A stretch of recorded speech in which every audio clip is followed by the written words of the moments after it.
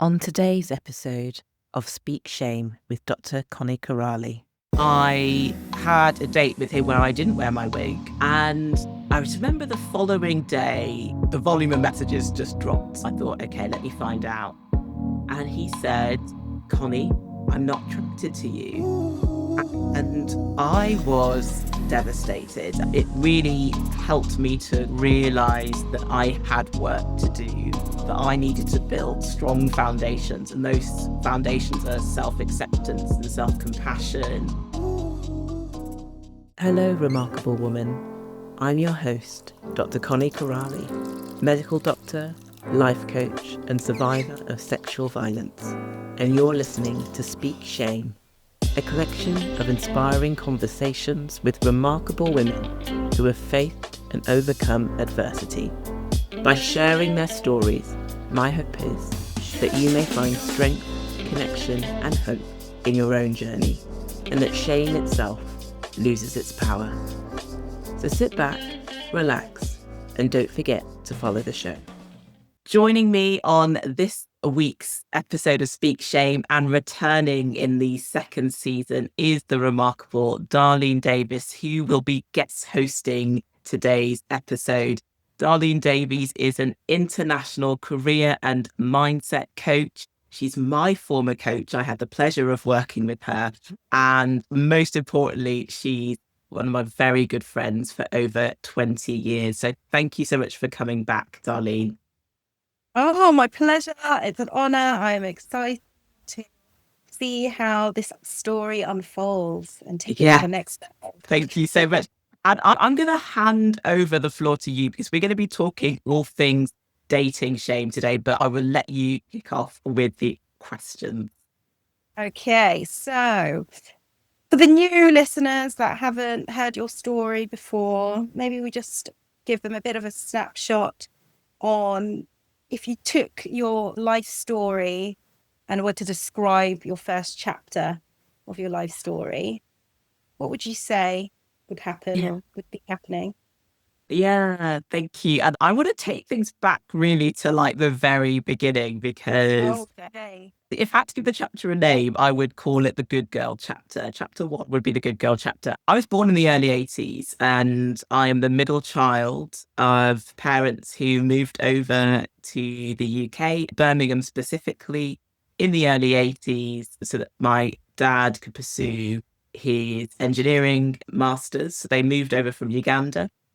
And I grew up as the kind of perfect A grade student. I was a head girl. I was very much someone who I've realized later in life who basically got her worth from doing well and succeeding. I wouldn't have described it like that, but that's how I grew up. So I was very much a people pleaser, very much a perfectionist, and always the good girl. So that's how I would describe my chapter 1. Yeah. And you mentioned being the good girl.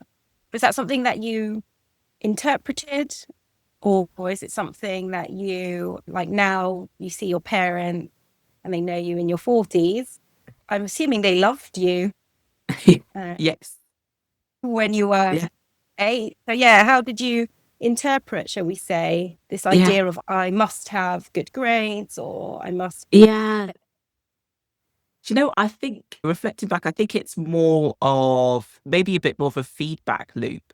You go home, you take an A grade, or this student has read all the books in the library or whatever it is, and you see the pleasure that it brings to your family and how proud they are in you.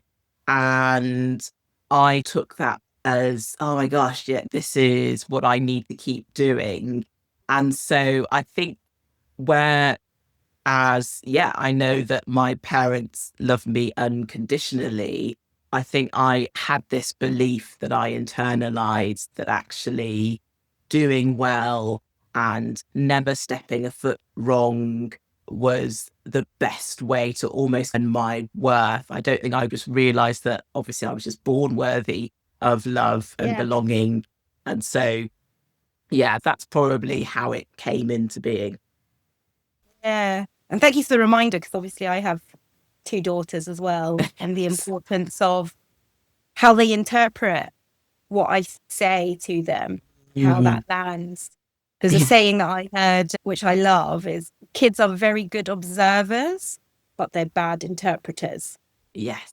So when I do say well done to my daughter, maybe I should say something like, I appreciate that it took you a lot of time to do that, as Yeah. opposed to focusing on the outcome, but really actually expressing my appreciation of how long it's Yeah. taken her to do that instead. Yeah, it's true. And I think everyone's learning, like, there's no kind of manual for being a parent. And so I think and as I said, it's only on reflection a lot of the time that these things come to light. If you'd asked me, say, 20 years ago, if being a perfectionist or a people pleaser was a bad thing, I would have been like, no, because it means people like me and it means I'm doing well. I didn't realize for so long that actually it was because I didn't think I would be accepted, or I didn't think I would Mm, belong unless I pleased people and was really nice to everyone and was just perfect in every way. And obviously because it's just not possible to do that all the time. And no. so when things go wrong, I internalized that as I'm not perfect enough. I need to work harder. I need to be more perfect. We're going to get on to obviously the impact that had with dating, Mhm. but it crossed all aspects of my life, from work life, personal life, and so on. Yeah, thank you for that. Yeah, so it's just again reminded me of the idea of that's how we survive in the playground. And Yeah, then that then carries on.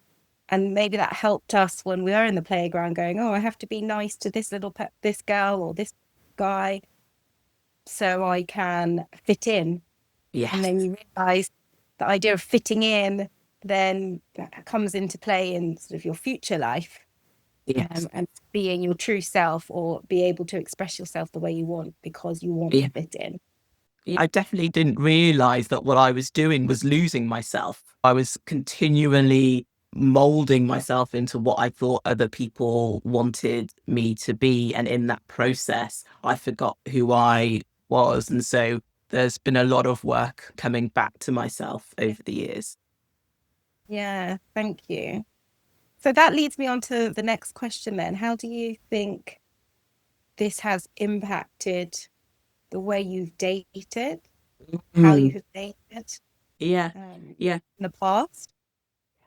And I've known you for several years. We met at university when we were 18. We're just going to say it's over 20 years ago, but we're not going to say how Yeah. many years. Let's keep the suspense. But I always remember when I went to university, because I was very late bloomer when it came to dating. Coming to university, I had never been in a relationship before. And it was probably a couple of years into university before I went on my first date. And so I think the thoughts and feelings around not being enough when it came to dating for me started around that point when you're seeing your close friends that you're developing friendships with. In these, some people were in relationships from prior to getting into university that they carried through into university, or found people whilst at university.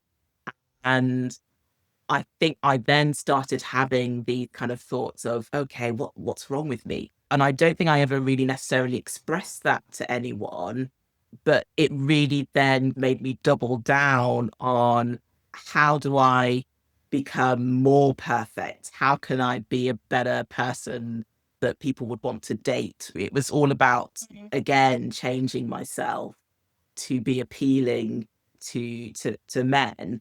And it just meant that in those kind of early days of dating, I don't think I ever really was myself when I was in relationships. And when I got into kind of longer relationships, I think I struggled with authenticity. And if the relationship didn't work out, it would be very much about, what did I do wrong, basically. Yeah. Okay. So how do you know that you weren't being your full self in the relationship? What are the markers? for you? Yeah, yeah. And I think that it's only really on hindsight that I can say that now. And I think when I look back, I think I thought that I always had to just be this happy, smiley, everything's great, don't question anything. It was almost like I was just grateful that someone was dating me. And so I didn't go into relationships expressing my own values, my own opinions, my own wants and needs. And this, I realize now, can have almost detrimental impact on a relationship, because if you're with the wrong person, that can be used almost to control you in a relationship. Right, yeah. But then for others who really just want to see the authentic you, the warts and all, I was never showing that. I was never being vulnerable. I was never angry or sad or anything. It was just that monotone kind of, Quite hi, surface I'm, level relationship. yeah, very surface level. Nothing ever got any deep. And I just thought that, well, that's how it should be.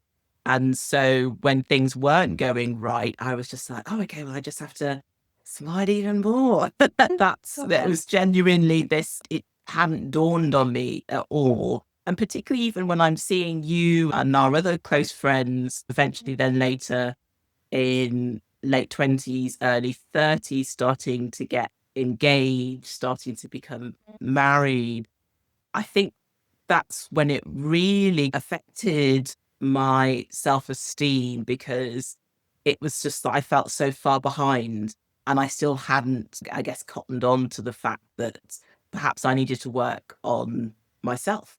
Mm. Maybe there was something I needed to learn about myself. I still was very much in that kind of mindset of I need to be more perfect, basically. I just, and for me, as your friend as Mm. well, and when I was in my early 30s, and I had no idea Yeah, that you yeah, weren't confident, or had no idea that you felt left behind. So, yeah, like, first of all, like, wow, A, I'm sorry.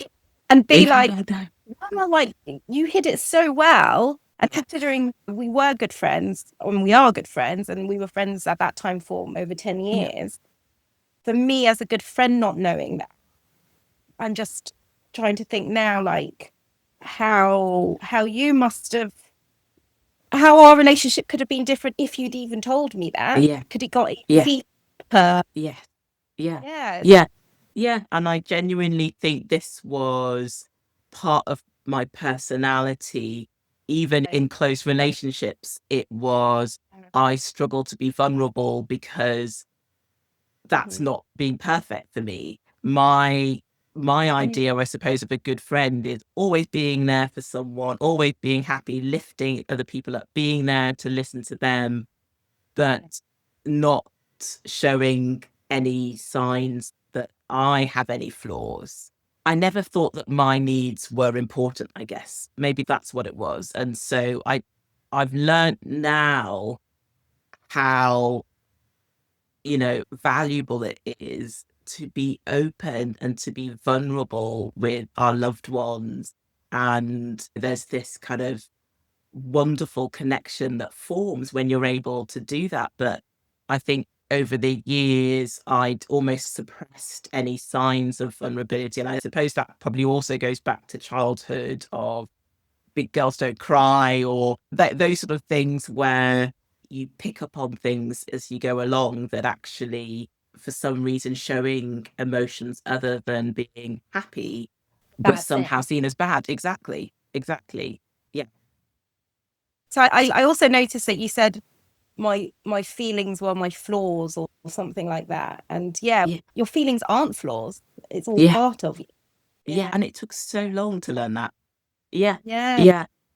And it's now I look and I'm just like, well, it's obvious. Yeah. We Yeah. should all be allowed to just feel whatever we will feel and just be ourselves. But I think that's just years of conditioning and these beliefs that I am only enough if I'm happy all the time, if I'm supporting others. But don't make it about me.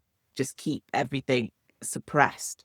And, for those listeners who maybe don't know my story or maybe haven't listened to the first time you and I had our podcast interview, one of the really big turning points for me was when I started having therapy. And I started having therapy 3 years after being silenced by shame after surviving sexual violence. And when I started to talk about what happened to me, all these emotions that I'd buried for so many years came back. And it was another friend of mine who suggested going to therapy. And whilst the early days of therapy were very much about the trauma of surviving sexual violence and how I'd basically just not said anything to so many years and was struggling to tell even yourself about what happened to me, because I stayed in therapy for a number of years, the conversation turned to relationships and dating and what that was like for me. And I learned a lot through therapy about how I had been in relationships as well. But yeah, if you can tell us a little bit more about what your relationships were like before you had therapy, and maybe relationships have now changed. Yeah. Now you've deeper work. Yeah. So before therapy, I definitely found that I had this idea of what a perfect girlfriend was. And like we were saying, it just very superficial. I never talked about really my feelings. I never expressed my wants, needs, desires, my opinions. Everything really was about happy, fun, let's superficial. And so I remember a lot of the time I would be struggling to get past third dates and I couldn't figure it out. I was like, something's not right. But I just thought I'm not interesting enough. I'm not attractive enough. I'm not slim enough. There were all these sort of things that were going through my mind, and it was always my fault, basically. And then the great thing about dating whilst having therapy was that someone's holding a mirror up to you and you're able to then see this reflection and from a different perspective as well. And there were several people I dated along the way whilst I was in therapy, but there was one person in particular where there was a real kind of turning point where it dawned on me that this is a self-worth issue. I clearly have low self-esteem. What happened with this particular guy? So I'm now in my late 30s when I met this guy. And probably similar to some other relationships that I'd had prior to that, you get really excited sometimes. I know a lot of people, when you meet someone, you think, oh my God, this is the one, you're already planning for wedding. In your mind, is even though it's only been like a few, I don't know, however many dates. Yeah, yeah. But we've been having some great, like, 2-hour conversations, really getting on. And because I was having therapy, at this point, I was being much more kind of authentic. I was talking about how I was feeling. I was sharing things that I didn't normally share in relationships. And so that was definitely the progress that I was seeing as I was having therapy. And so, yeah, we'd been dating maybe a couple of months or so. And one of the things that I'd spoken about with him is my alopecia. And at the time, so most of the time, I'm not wearing a wig today for people who, if you're listening and you can't see, but obviously if you're watching on YouTube, you can. So I'm not wearing my wig today, but I normally do. And I think I talked to him about how I have alopecia, but he'd just seen me really with my wig on. And I had this discussion with my therapist about how it was always something that I was insecure about. And so I decided that I didn't want to be in a relationship where I was having to hide this part of me. And so I had a date with him where I didn't wear my wig. And I was just like, this is me without my wig so that you see who I am without it. And I remember the following day, the volume of messages just dropped. You can kind of sense when something is off, when that happens. And normally I would have just made up excuses. Oh, okay, maybe his trees died on his phone, or maybe he's died. I don't know. Like that's the where your mind sometimes goes. But this time with therapy, the great thing that it was doing was it was making me realize that I have agency, that this isn't, I'm not just a passive person in the relationship. I'm an equal partner. And I decided, okay, he's gone a bit quiet. Let me just ring him and see what's going on. I think if this had been like a first date, I would have just left it. But because we'd had such things had been going so well, I thought, okay, let me find out. And to his credit, he was very open, very honest with me. And he said, Connie, I'm not attracted to you. And I was devastated. And I remember I thanked him for his honesty, and obviously probably with tears coming down my face at the time. And I could tell as well, like with his tone of voice, he found it really hard to say that to me as well. So this is in no way any kind of bashing of this man. And if anything, actually, it really helped me, because what I realized after that conversation was, yes, it hurt that he said he wasn't attracted to me, but the real issue was that I wasn't attracted to me. Like, I believed it. I think that all of the times in the past when a relationship hadn't worked out and I blamed myself, on that list of things was I'm not attractive enough. And so it dawned on me after hearing it being said that I need to work on myself, because it's one thing for someone not to find me attractive. But if I don't find me attractive, if I don't accept myself as I am, then how can I go into these relationships? It's almost like building a house on quicksand. I'm dependent on their opinion of me for the foundation of my own house. And when their opinion is negative, it floors me every time. And I think that it really helped me to realize that I had work to do, that I needed to build strong foundations. And those foundations are self acceptance and self compassion and rediscovering my worth, basically. So it was probably one of the biggest lessons that I had from dating. Wow. So powerful. I love that analogy with the whole Yeah. quicksand. Yeah. And I'm just curious now, like those foundations for people that are listening and they can resonate with Yeah. your story. And they're like, yeah, I am really affected by other people's opinion. Yeah. What steps could they take, or what steps did you take to Mm. try and change these foundations so you're not reliant on external validation, but you can internally Yeah. know your worth? Yeah. Yeah, that's such a great question, because one thing I think is really important is to identify that the feeling that I was having was, in fact, shame. And I had deep down the belief that I was not worthy of love or belonging. I felt like I was flawed because of how my appearance was. And so being able to acknowledge that it's shame that you're feeling. And we talked earlier about how, even as really good friends, I never used to talk about these things. I never used to express to anyone how I felt. And this is where the work goes in. And so I remember calling you and telling you about this. And I'm sure I was probably really upset when I was talking to you, but even just that step of speaking about your shame and being vulnerable with someone it's a form of self-compassion. It's you saying, this is a lot for me to go through alone, but also it means that you can get empathy as well from someone who you trust. And I recall as well talking about it with my therapist, looking into this belief that I had that I wasn't attractive enough, that I wasn't enough.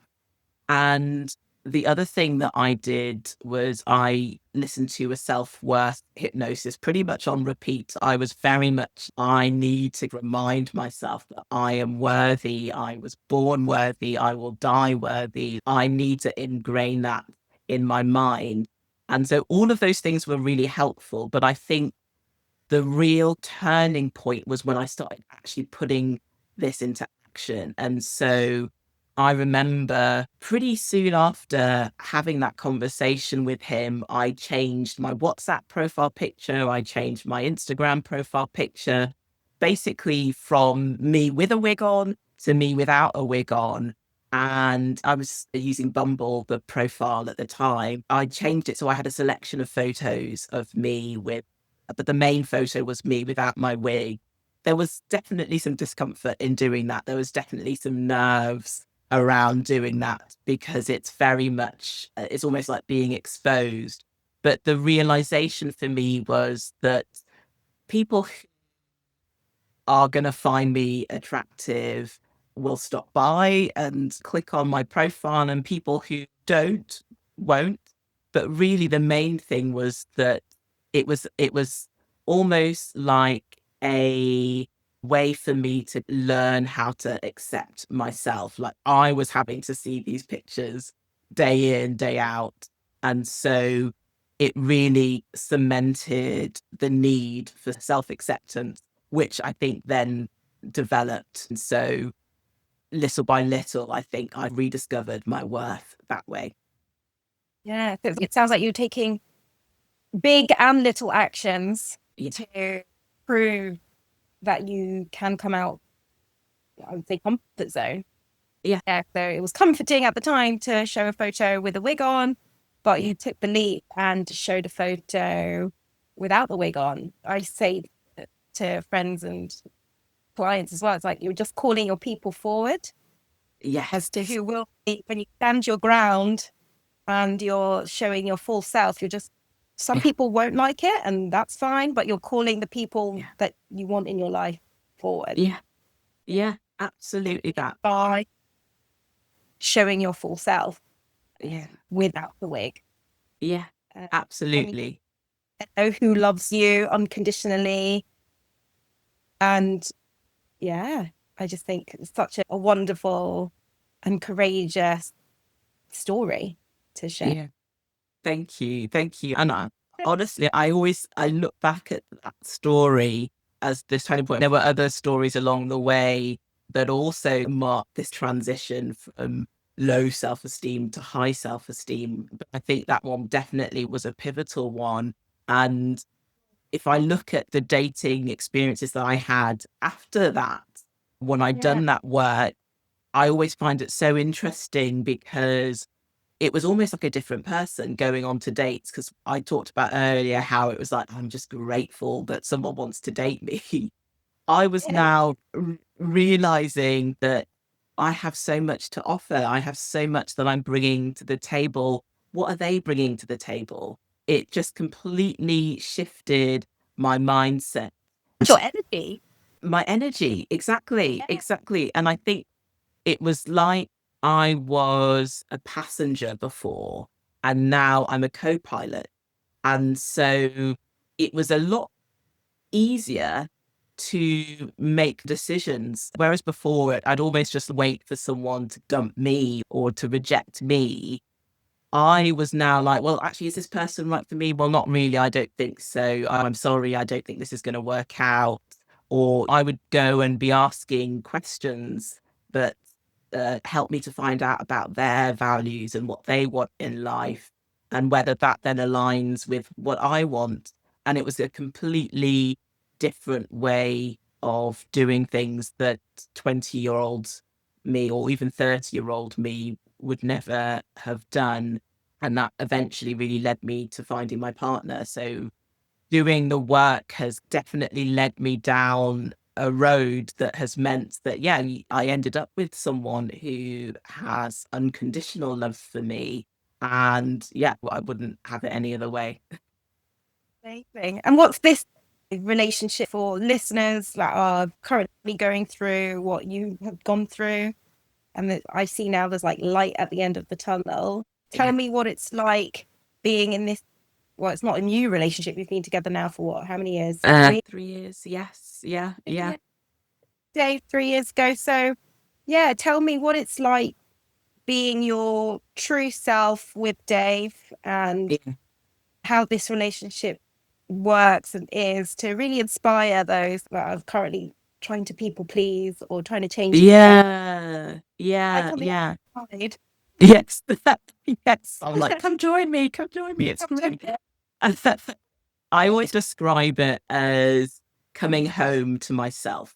I feel for the first time in a long time over these past few years, I'm not having to wear a mask. The wig, in a way, was like wearing a mask, a physical mask that covered up my true self. And it's exhausting having to be something that you're not all the time. So to now be able to just be myself, to express what I want to express, to say how I'm feeling, to be vulnerable, to feel supported, to feel loved, no matter highs, lows, when he has Yeah. good days and I have bad days, or when I have good days and he's having bad days, just to know that you've always got that person, a best friend to be completely yourself with. One thing I would want people to take away from this is that whilst there's often stigma still around therapy, I always speak so highly of it because it completely changed the direction of my life. And it really opened my eyes to the beliefs and limitations that I'd placed on myself really since childhood. And I learned how to become myself again. And the thing is, for listeners, so it's within you, and you may even be getting signs of feeling like you're not being true to yourself. There may be something within you that doesn't sit quite right. And I think listen to that inner voice and reach out, speak to loved ones, speak to a professional, because the rewards when you are able to come home to yourself are second to none. Yeah, beautiful.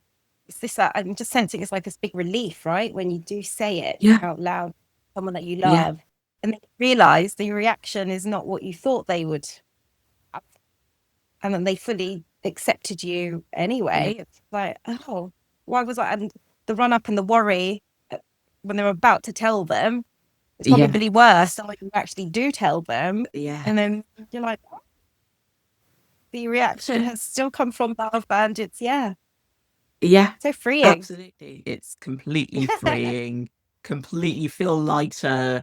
There's always that joy about this is the person I'm coming home to every day. This is the person I get to spend my life with and travel with, and all these things. It's worth having that journey with therapy and everything to reach this point.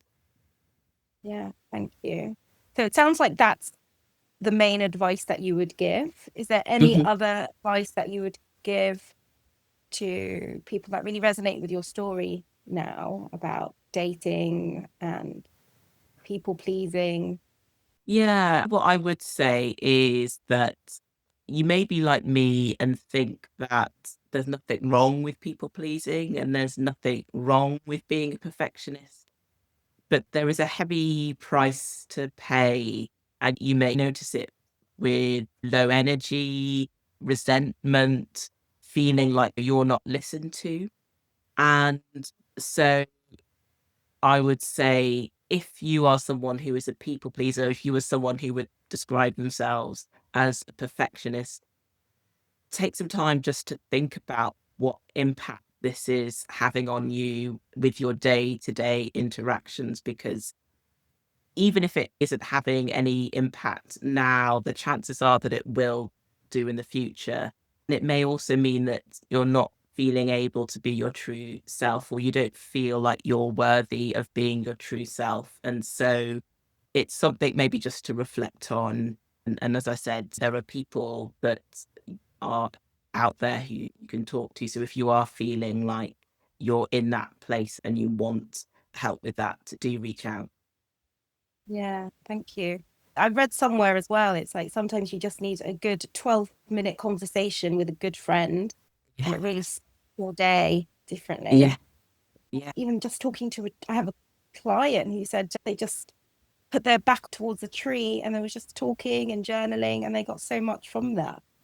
So yeah, the importance of just self-reflection as to what's the cost of me expressing myself. Yeah, exactly. And it took me a while, and everyone's journey is going to be different, but it's just knowing that it doesn't always have to be that, and there is support as well out there. Beautiful. So as we close off this session, who would you say is your remarkable woman that you would like to honor today? Yeah, I always ask my guests this as well, and I was thinking about it, and I'd say my mum.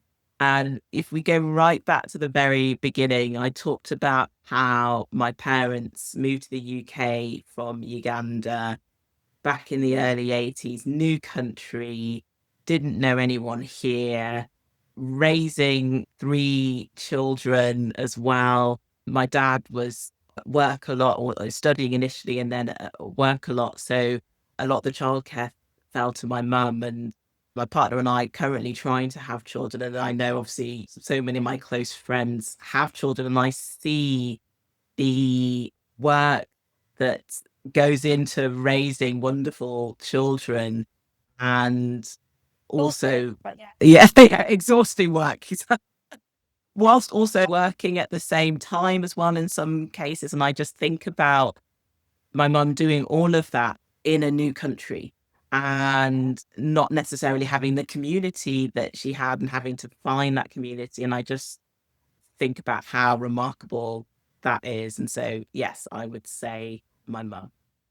Yeah, totally in agreement there. I have a lens on because I know your mum as well, and she's like such a wonderful lady. So incredibly graceful, charming, but obviously in the background, there's a lot going on mentally and the exhaustion and the sleep deprivation that you would have never known. Yeah. And yeah, I definitely see now how incredible women and mothers are in particular, that they carry so many hats. And so, of course, there are going to be times where they're exhausted. They might shout at their children, and then the kids interpret it in a different way. And yeah, so totally in agreement that your mum is Yeah. a remarkable woman. Yeah.